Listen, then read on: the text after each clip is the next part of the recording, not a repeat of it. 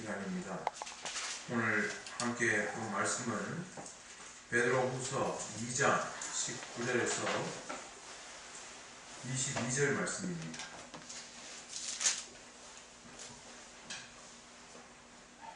한 절씩 교독하겠습니다. 그들에게 자유를 준다 하여도 자신들은 멸망의 종들이니 누구든지 진자는 이긴 자의 종이 됨이라. 만일 그들이 우리 주 대신 구주 예수 그리스도를 알므로 세상의 더러움을 피한 후에 다시 그 중에 얽매이고 지면 그 중간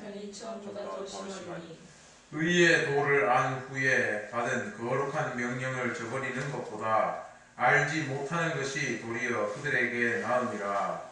참된 사람이 이르기를 걔가 그 토하였던 것에 돌아가고 돼지가 씻었다가 더러운 구덩이에 들어눕었다 하는 말이 그들에게 임하였다.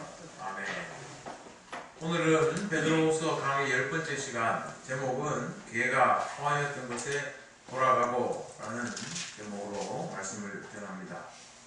오늘 설교 제목이 자체가 좀 더럽다 하는 생각이 듭니다. 걔가 토하였던 것에 돌아가고. 그런데 제 얘기가 아니라 22절에 나오는 말씀이죠. 이 말씀은 잠언 26장 11절에 나오는 말씀을 인용한 것입니다. 잠언 26장은 미련한 자에 대해서 말하고 있는 성경입니다. 잠언 26장 11절을 보면 이렇게 되어 있습니다. 미련한 자는 개가 그 토하였던 것을 도로 먹는 것처럼 그 미련한 것을 거듭 행하느니라. 그렇게 말씀하고 있습니다. 제가 한 번씩 음식물 쓰레기를 정리하고 설거지를 할 때 문득 그런 생각이 들 때가 있습니다. 음식물 쓰레기를 그 쓰레기 봉투에 넣을 때 참 더럽다 그런 생각을 하게 되는데, 또 한편으로 생각해 보면 이 음식물 쓰레기는 방금 전까지 식탁 위에 있던 음식이었습니다. 방금 전까지. 그런데 이게 쓰레기통에 들어가는 순간 음식 쓰레기가 되는 거죠. 그러면서 더럽다 느낌이 듭니다. 그걸 다시 꺼내 먹을 수는 없는 겁니다. 버려지기 전에는 모르지만 일단 한번 버려진 음식은 절대로 음식이 아니고 다시 먹어서는 안 되는 쓰레기가 되는 것입니다. 그런데 개가 토하였던 것에 돌아간다. 이 말은 다시 먹어서는 안 되는 건데 개는 배가 고프면 그걸 또 먹는다는 말이죠.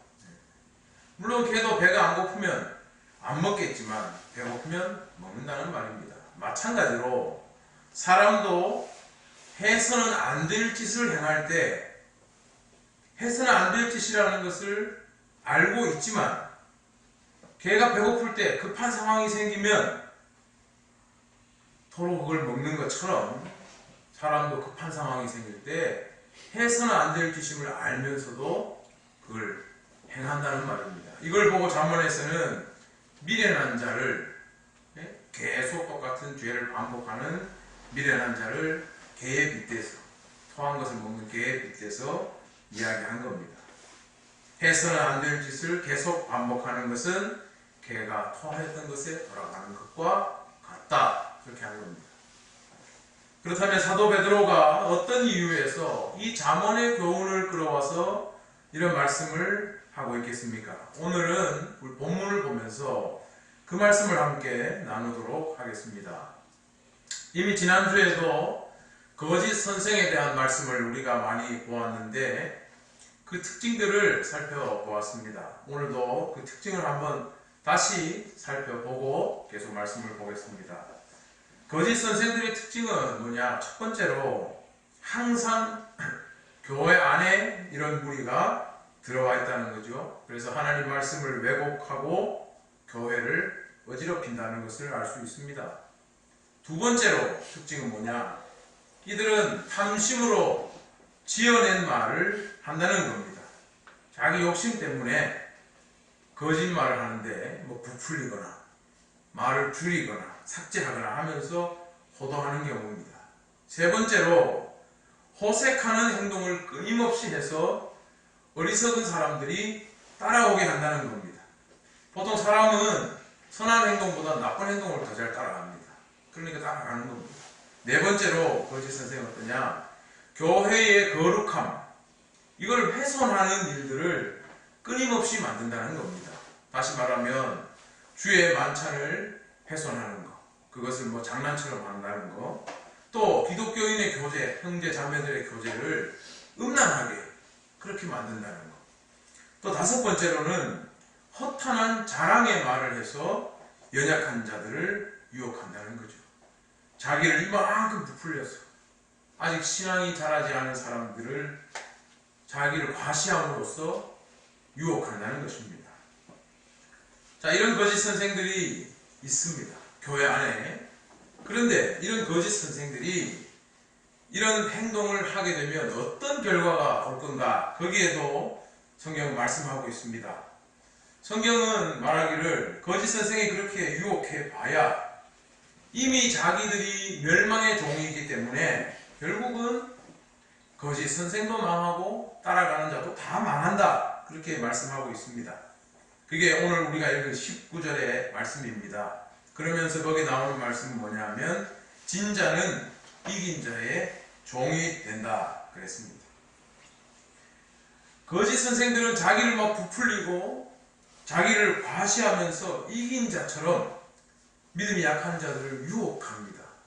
그러나 성경은 뭐라고 말하냐면 그들이 이미 진자라고 그럽니다. 진자.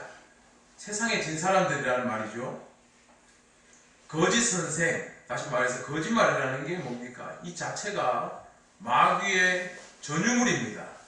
마귀는 거짓의 아비라고 성경에서 말씀하고 있어요. 그러니까 말을 막 부풀리고 자기를 과시하고 선생들이 그래서 대단하게 포장하고 또 유언비어도 퍼뜨리고 막 이러면서 자기를 높일 때 연약한 자들을 그렇게 유혹할 때 거짓 선생은 이미 세상에 진 사람들, 마귀에 진 사람들이 된다는 말씀입니다. 예수님께서 하신 말씀, 열매를 보아 나무를 알지니, 거짓말이라는 것은 어떤 것으로도 정당화될 수 없는 겁니다. 하나님은 거짓말을 통해서 역사하시는 분이 아니라 참말을 통해서, 진리를 통해서 역사하시고 예수님은 진리 자체이시기 때문에 그렇습니다. 그래서 하나님의 방법은 뭡니까? 목에 칼이 들어와도 진리를 고수해라. 진리를 고수하다가 참말을 지키다가 더 힘들어지면 인내해라. 십자가에 달리신 예수께서 너를 돕고 함께 하시고 하나님이 이길 힘을 주실 것이다. 이것이 하나님의 뜻입니다. 거짓말을 거짓말로 어떻게 응수해라. 그렇게 가르치지 않습니다.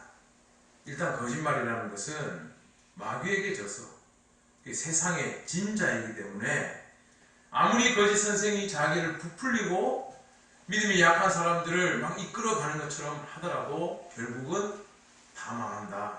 하나님의 심판을 받게 된다. 그걸 이야기합니다. 베드로후서 2장 3절의 말씀에 나오죠. 하나님의 심판과 멸망은 영원히 잠들지 않는다. 그 말씀처럼 거짓 선생에게 향하는 하나님의 심판과 멸망은 영원히 쉬지 않는다. 이런 겁니다. 하나님이 계속해서 그것을 지켜보고 계신다는 뜻입니다. 그런데 우리에게 궁금증이 생깁니다. 만약에 한번 우리 구원을 얻은 하나님의 자녀가 이런 거짓 선생에게 넘어가서 잘못된 길을 걸어갈 경우에 그럼 우리 구원은 어떻게 되는가? 이런 질문들을 우리가 할 수밖에 없습니다. 사실 이 문제에 대해서 논의가 많습니다. 거기에 따른 성경 구절도 많습니다. 그런데 굉장히 사실 어려운 문제입니다.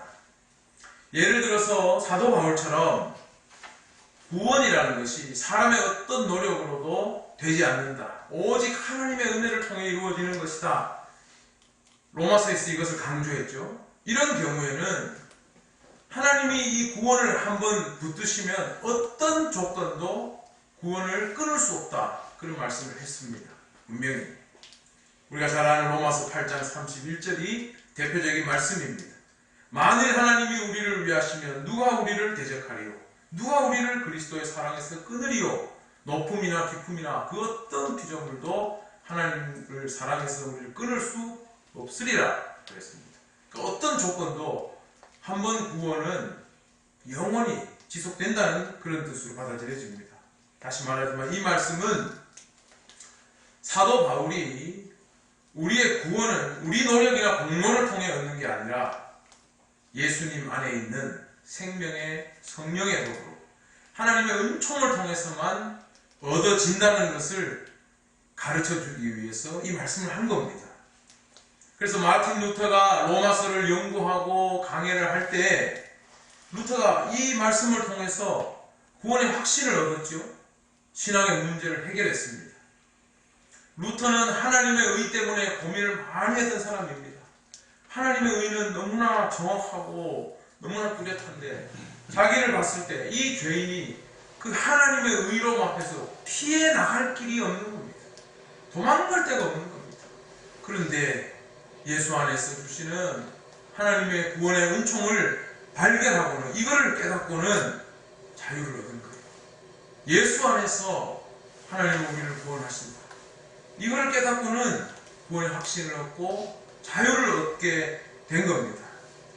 그래서 자기를 추종했던 멜랑히톤이라는 또 다른 종교개혁자가 여전히 자기 옛날 모습처럼 이 문제로 고민하고 있을 때 그때는 진짜 그랬습니다.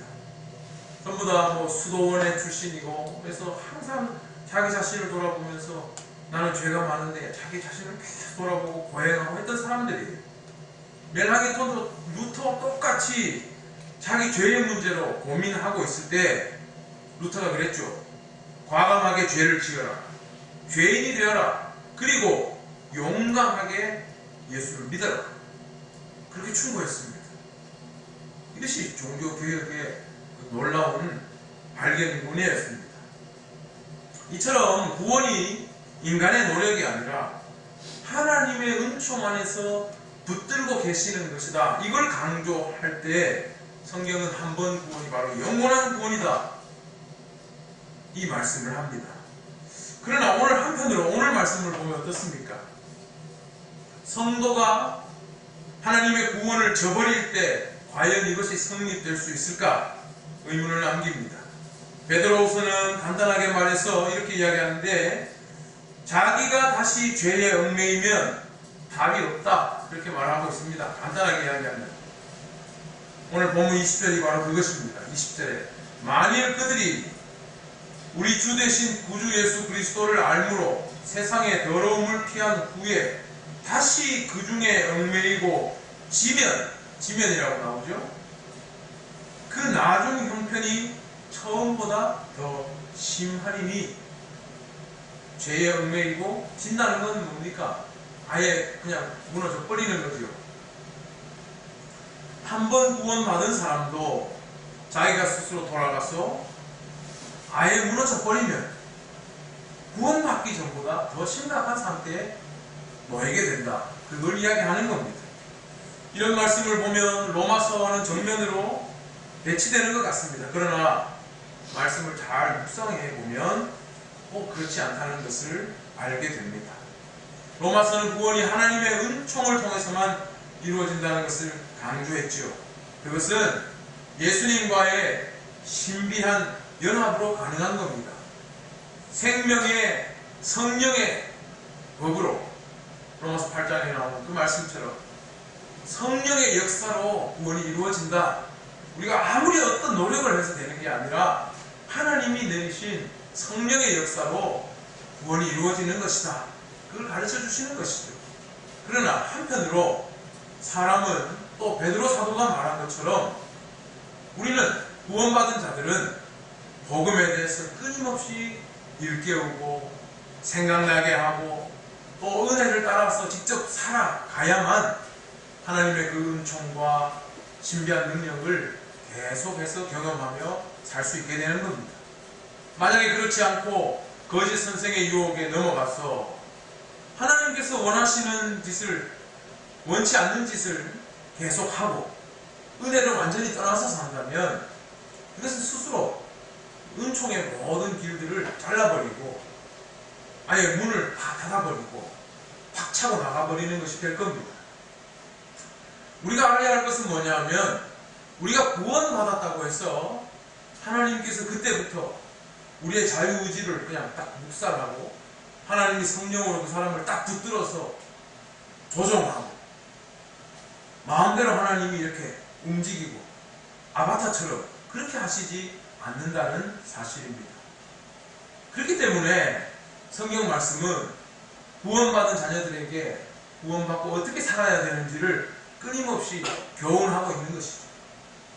만약에 하나님이 구원받은 자녀를 아바타처럼 딱 붙들어서 그때부터 마음대로 조종하신다면 우리에게 어떻게 살아라 하는 말씀이 할 필요가 없는 것이죠.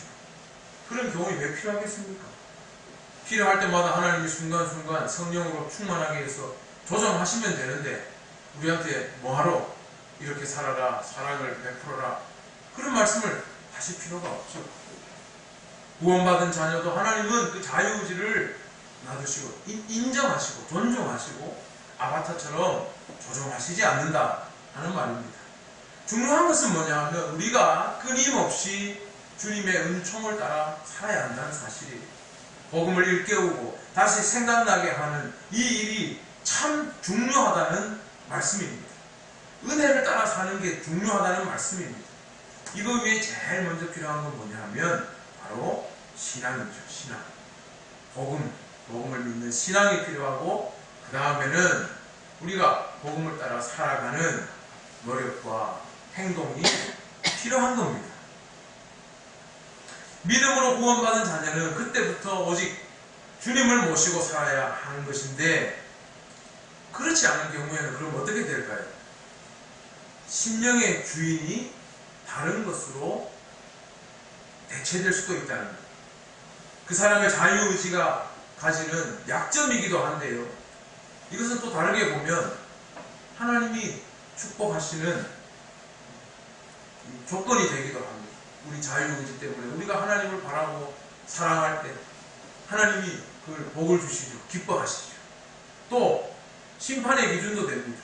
하나님이 그렇게 우리를 향해 사랑하시고 은혜를 베푸시는데 거절하고 끝까지 외면하고 악한 길로 가면 벌을 받는 그런 기준도 되는 겁니다. 오늘 본문에 보면은 그렇게 나옵니다. 나중 형편이 처음보다 심하다. 이 말씀은 사실 예수님이 하신 말씀입니다. 마태복음 12장 43절 이하 또 누가복음 11장 24절 이하에는 바로 이 말씀, 이 문장이 들어가 있습니다. 자, 우리가 마태복음 12장 한번 찾아볼까요? 마태복음 12장 43절에서 45절.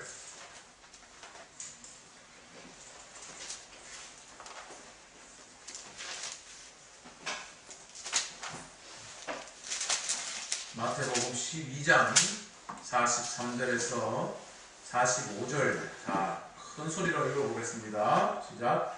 더러운 귀신이 사람에게서 나갔을 때에 물 없는 곳으로 다니며 쉬기를 구하되 쉴 곳을 얻지 못하고 이에 이르되 내가 나온 내 집으로 돌아가리라 하고 와보니 그 집이 비고 청소되고 수리되었거늘 이에 가서 저보다 더 악한 귀신 7을 데리고 들어가서 가니 그 사람의 나중 형편이 전보다 더욱 심하게 되느니라. 이 악한 세대가 또한 이렇게 되리라.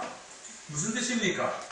귀신이 나왔을 때 귀신을 몰았던 그 자가 계속 주인이 되지 못할 경우, 비었을 경우 귀신이 다시 와서 친구까지 데리고 와서 거기에 머문다는 거죠. 그래서 이전 형편이, 나중 형편이 처음보다 더 심해진다. 그런 말입니다.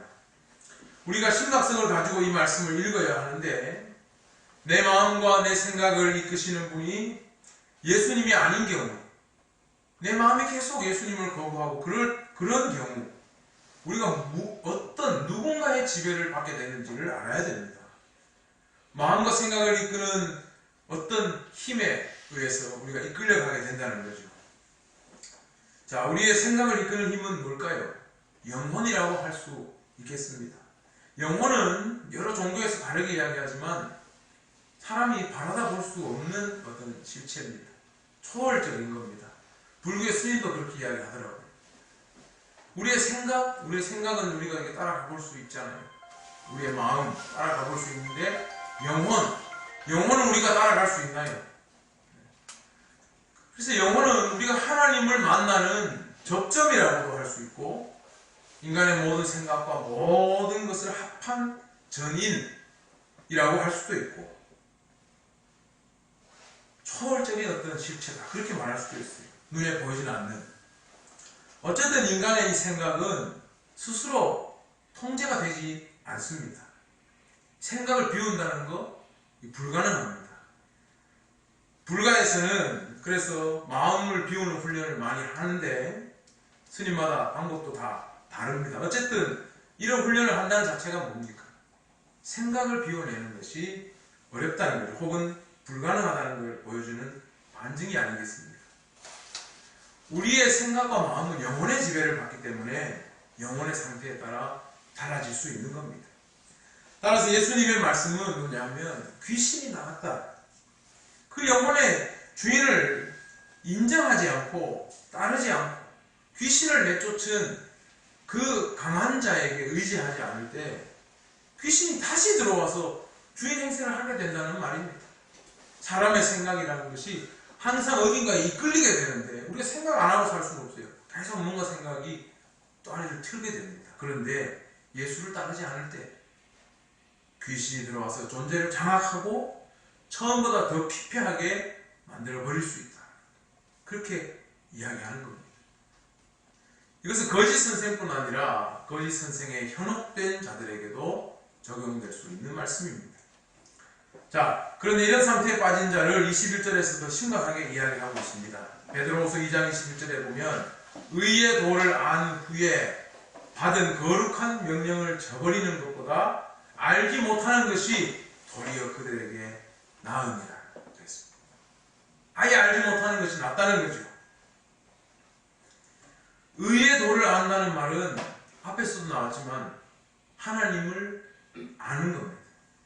하나님을 알면 우리에게는 어떤 문제가 해결되냐면, 그럼 내가 어떻게 살아야 되는가? 이 해답이 자연스럽게 따라 나옵니다. 하나님을 아는 것과 내가 어떻게 살아야 하는가, 이 문제는 분리될 수가 없는 겁니다. 그래서 오늘 여기 본문에도 나옵니다. 21절에 보면, 의의 도를 안 후에 받은 거룩한 명령. 의의 도를 알면 거룩한 명령을 알게 되는 것입니다. 그런데 거짓 선생의 유혹받게 되면 어떻게 되느냐? 의의 도를 안 뒤에 뭡니까? 거룩한 명령을 따르지 않는다는 말이죠. 그렇게 되면 어떻게 되느냐? 아예 처음부터 알지 못하는 것이 도리어 그들에게 낫다는 거예요. 오늘 설교 제목처럼 개가 그 토하였던 것에 돌아가는 것, 정말로 그건 처음보다 못하다는 겁니다. 그래서 22절 말씀이 나온 겁니다. 개가 토하였던 것에 돌아가고 돼지가 씻었다가 더러운 구덩이에 덜어두었다 하는 말이 그들에게 응하였도다. 하나님을 안다고 알았다가 그 거룩한 명령을 저버리는 것, 알지 못한 것이 낫다, 그 말입니다. 자, 개가 토하여서 돌아가고 돼지가 더러운 구덩이에 다시 몸을 던지는 어떤 경우를 두고 하는 말이겠습니까? 우리가 놓치지 말아야 할 것이 있는데, 개가 토하였던 곳에 돌아갔다 하는 이 말은 성도가 공식적으로 예수를 믿지 않기로 내가 선언한다, 앞으로 나 교회를 다니지 않기로 선언한다, 이런 말이 아닙니다. 개가 토하였던 곳에서 돌아갔다는 건, 내가 원래 세상에 살다가 교회로 들어왔다가 이제 나는 공식적으로 예수 안 믿어, 교회 안 다녀 하고 다시 세상으로 돌아갔다, 이런 뜻이 아닙니다. 이걸 우리 오해가 없애야 됩니다. 이 말은 뭐냐 하면, 이 사람들은 아직 교회 안에 있는 사람들이에요. 교회 안에. 자기 입으로는 뭐냐면 아직 나는 예수를 믿는다고 이야기하고 교회 안에서 거룩한 공동체 일원이 돼서 함께 있는 사람들을 두고 하는 말이라는 겁니다. 그들을 향해서 이렇게 말하고 있는 겁니다. 베드로 사도가. 그냥 교회 안 나오고 그냥 교회를 떠나 다시 세상으로 돌아갔다 이게 아니라 여전히 교회 공동체 안에 있고 여전히 신앙 공동체 안에 들어있는데 그의 행실이, 그의 말이, 그의 신앙이 전혀 신앙이답지 않다는 겁니다. 그런 경우를 두고 걔가 토하였던 곳에 돌아갔다고 이야기하는 겁니다. 하나님을 안다고 하면서도 전혀 예수님이 걸어가신 길이 아닌 반대의 길을 가고 신앙 공동체로 있으면서 교회의 거룩함을 파괴하는 일을 하고 오히려 하나님을 욕되게 하는, 그러면서도 교회 안에 있는 거짓 선생을 두고 이야기하고 있는 겁니다. 이 점을 우리가 분명히 알고 있어야 됩니다. 우리가 오늘 보고 있는 말씀의 주제가 믿음을 가진 사람이 믿음을 저버리는 경우에 어떻게 되느냐, 그걸 말하는 거 아닙니까? 그런데 절대로 이것은 공식적으로 교회를 박차고 나가고 그냥 더 이상 예수 안 믿겠다 하고 나간 사람들을 말하는 게 아니라 여전히 교회 안에 있으면서 거짓된 말과 행동과 교회를 무너뜨리는 행위를 하는 자들을 향해서 말하고 있다는 것, 그걸 우리가 알아야 하겠습니다. 교회에 출석하지 않는, 더 이상 나 교회 안 다니겠다 하는 그들을 향해 하는 말이 아닙니다. 거짓 선생을 두고 하는 말입니다. 그렇기 때문에 걔가 토하였던 것을 도로먹는다는 말은 뭐가 관계되는 말이냐면 죄와 관계되는 말입니다. 죄. 하나님을 안다고 하면서 죄 짓기를 두려워하지 않는다는 겁니다. 하나님을 안다고 하면서 죄를 짓는 그 태도, 자기의 그런 모습을 두려워하지 않는다는 말이에요. 하나님을 믿는 자처럼 죄를 미워해야 되는데, 예수님을 믿는 자처럼 인도하시는 자, 예수님의 인도를 받는 자처럼 죄를 미워해야 되는데 꼭 세상 사람들처럼 그렇게 살아간다는 거예요. 교회 안에서 선생이라는 이름을 가지고. 예수를 믿는 사람은 더 이상 죄의 노예로 살아서는 안 됩니다. 하나님의 인도하심을 따라 살아야 하는데, 바로 이 경우 걔가 토하였던 것이 돌아갔다는 말은 의도적으로 죄를 따라 산다는 겁니다.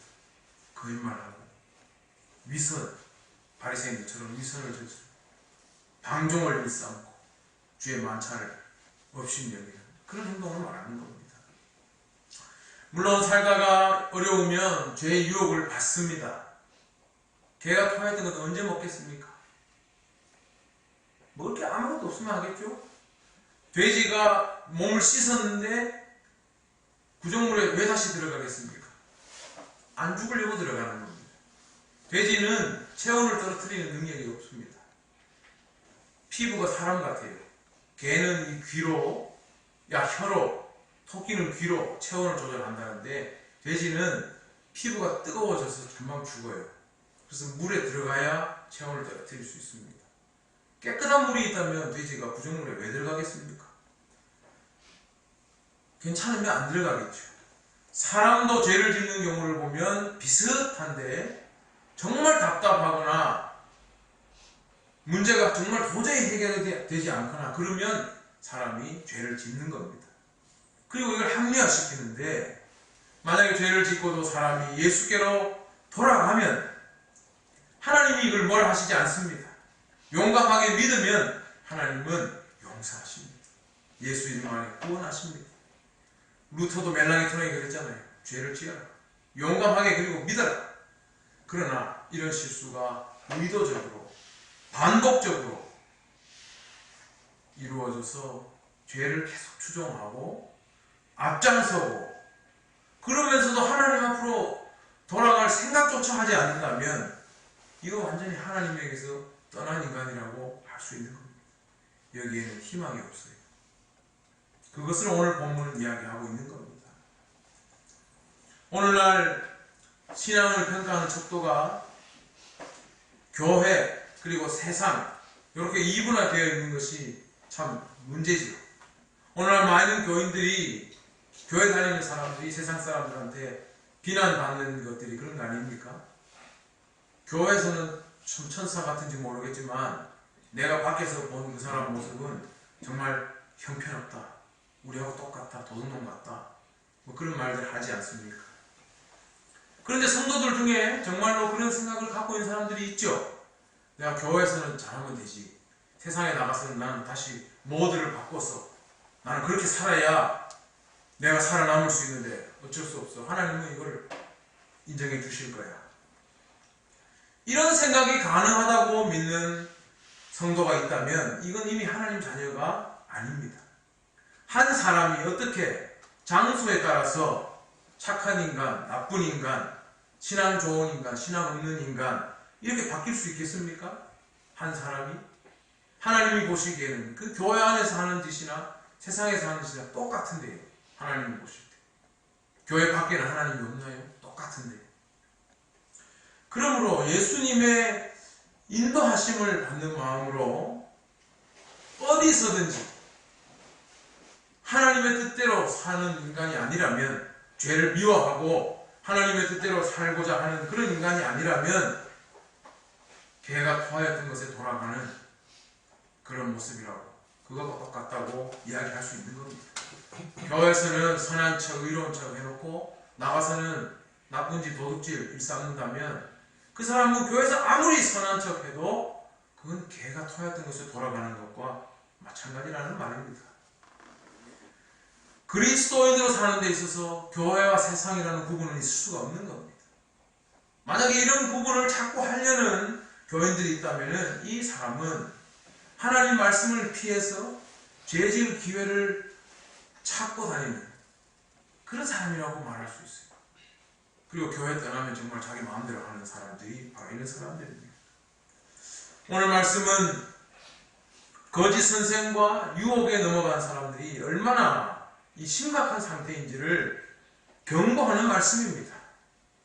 한 번 구원은 영원한 구원이다, 이런 자기 확신에 빠져서 죄 짓는 것을 두려워하지 않거나 주님의 몸된 교회의 거룩함을 파괴하는 사람들, 이런 사람들은 근본적으로 구원에서 내쳐질 수 있다, 하나님의 심판과 벌을 받는다는 것을 알아라 하는 경고의 말씀이 바로 오늘 본문이에요.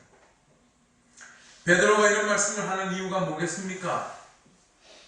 교회 안에 거짓 선생이 너무 많기 때문입니다. 그리고 이러한 꾀임에 넘어가서 교회를 넘어뜨리는데 함께 동조하는 사람들이 이때에도 너무 많았기 때문입니다. 그래서 서신서마다 이단에 대한 이야기, 거짓 선생에 대한 경고, 여기에 동참하지 말라는 경고, 그것들이 끊임없이 쉼없이 나오고 있는 겁니다. 하나님의 교회와 그 거룩함을 훼손하려는 사람들은 이게 사람 마음은 속일 수 있는데 하나님께서 반드시 심판하신다는 경고를 새겨드려야 됩니다. 다시 말하면 우리는 정말로 매 순간순간 예수님을 통해서 하나님께 나아가야 되고 하나님의 은총 안에서 끊임없이 새롭게 주어지는 그 구원을 향해서 나아가면서 살아야 된다는 것, 이걸 잊지 말아야 합니다. 이 구원이 내 것이다, 내가 이미 이제 구원을 받았다, 이거 확신하는 순간 사람은 심각하게 타락할 수 있습니다. 요한일서 말씀에도 내가 죄가 없다 하면 너는 이미 죄인이다 그랬습니다. 그래서 하나님은 우리 눈에 안 보이시는 겁니다. 어떤 모습으로도 하나님은 당신을 보여주시지 않는 거예요.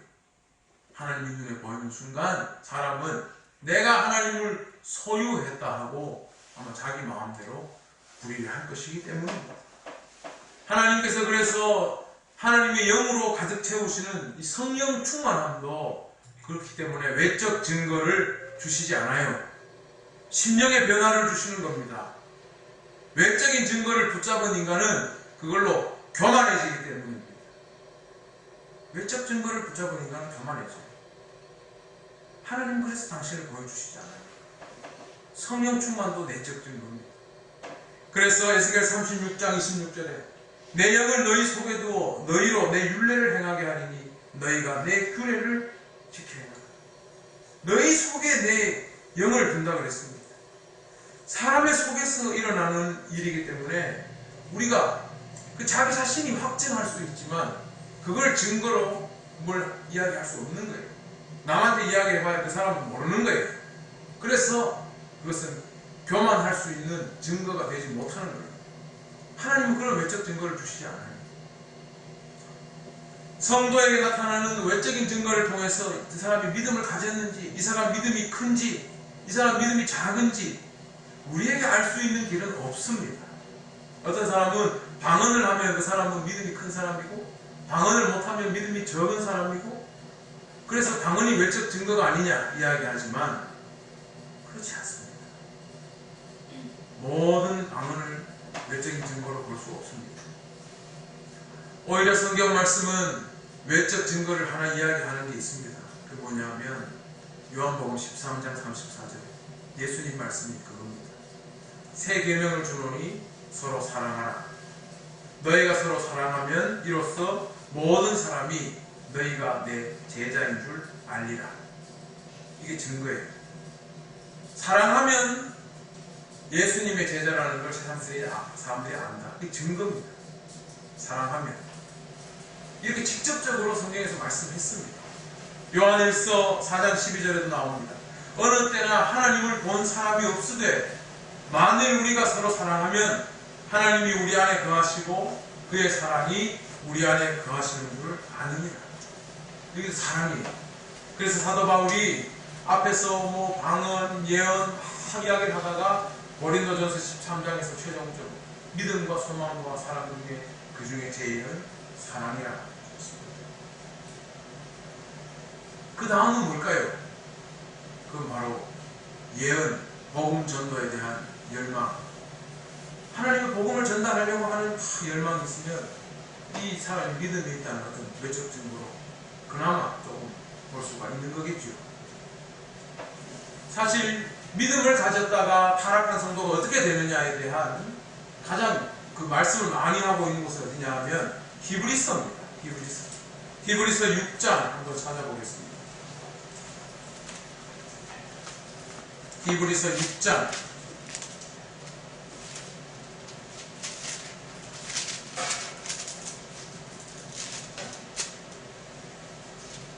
4절에서 8절입니다. 자, 한 절씩 교독하겠습니다. 제가 먼저 공독하겠습니다. 한 번 빛을 받고 하늘의 은사를 맛보고 성령에 참여한 바 되고 타락한 자들은 다시 새롭게 하여 회개하게 할 수 없나니 이는 그들이 하나님의 아들을 다시 십자가에 못 박아 드러내놓고 욕되게 함이라.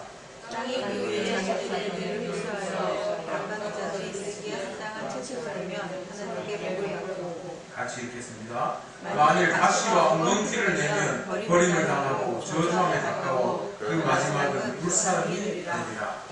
히브리서에 믿는 자가 타락하면 어떻게 되느냐에 대해서 가장 사실은 많은 말씀을 두고 있습니다. 여기에서 핵심적인 내용이 뭡니까? 은총의 비를 받고도 좋은 열매를 내지 않고 합당한 채소를 내지 않고 가시와 엉겅퀴를 내면 버림을 당한다는 말입니다. 다시 말하면 아까도 우리 읽었던 것처럼 하나님을 알고 의의 도를 알고는 거룩한 명령을 저버리면 의의 도를 차라리 모르는 게 낫다. 그 말이에요. 그래서 너희의 행함을 보고 하나님은 판단하신다. 그 말씀을 하시는 겁니다. 우리가 하나님 안다. 나는 복음으로 구원받았다. 그러면서 우리 입에서는 늘 거짓말이 떠나지 않고 주님의 교회를 넘어뜨리는 행위를 하고 사람들의 마음에서 미움과 상처가 생기게 하고 그런다면 그게 가시와 엉겅퀴를 내는 거예요. 가시와 엉겅퀴를 내는 자는 자기 스스로는 아무리 구원받았다고 할지 모르겠지만 하나님의 심판 안에 있다는 것을 말씀은 경고하고 있는 겁니다. 거짓 선생이 누구냐? 바로 나는 믿는다 하면서도 나는 교회 안에 있다 하면서도 주님의 뜻대로 행하지 않고 또 자기의 그런 방식을 다른 사람들을 꼬여서 유혹하고 그래서 교회의 거룩성을 파괴하는 사람들이 바로 거짓 선생이라는 말입니다. 우리는 하나님의 말씀을 따라가고 은혜를 따라 살면 이러한 말씀을 들어도 우리는 아무 마음이 괜찮아요. 우리는 죄를 지어도 용감하게 주님을 믿으면 되니까요. 그러나 용감하게 주님을 믿는다는 말을 내 함부로 받아들여서 죄를 지어도 된다는 말로 그렇게 교묘하게 받아들인다면 그 사람은 이미 주의 자녀가 아니에요. 우리는 하나님의 말씀을 참 무서운 마음으로 우리가 받아들여야 하는 것입니다. 주님의 은총 안에 있는 사람은 하나님이 주시는 축복과 능력이 있습니다. 그 사람은 두려워할 거 없습니다. 세상에 나가서 하나님이 내게 주신 믿음과 의를 따라서 용감하게 믿고 용감하게 선한 일을 행하고 하나님 나라를 위해 영광을 돌리며 살면 되는 겁니다. 거짓되고 볼 필요도 없습니다. 그러나 만약 내가 주님의 몸된 교회 안에서 주님의 뜻이 아니라 내 뜻대로 뭔가를 행하고 있다면 우리에게는 늦은 길은 없습니다. 언제나 주님 안에 회개할 길이 있습니다. 회개가 뭡니까? 죄를 뉘우치는 것이라고 말하지만 더 엄밀하게 말하면 하나님께 돌아가는 겁니다. 하나님을 향해 몸을 돌리는 것. 우리는 날마다 누구나 하나님을 향해 돌아서야 됩니다. 하나님을 바라야 된다는 말씀입니다. 그래서 우리가 누구나 하나님을 바랄 때 하나님 우리에게 은총 주시고 믿음 주시고 우리의 잘못된 것을 깨닫게 하시고 용기를 주셔서 믿음으로 승리할 수 있게 도와주실 것입니다.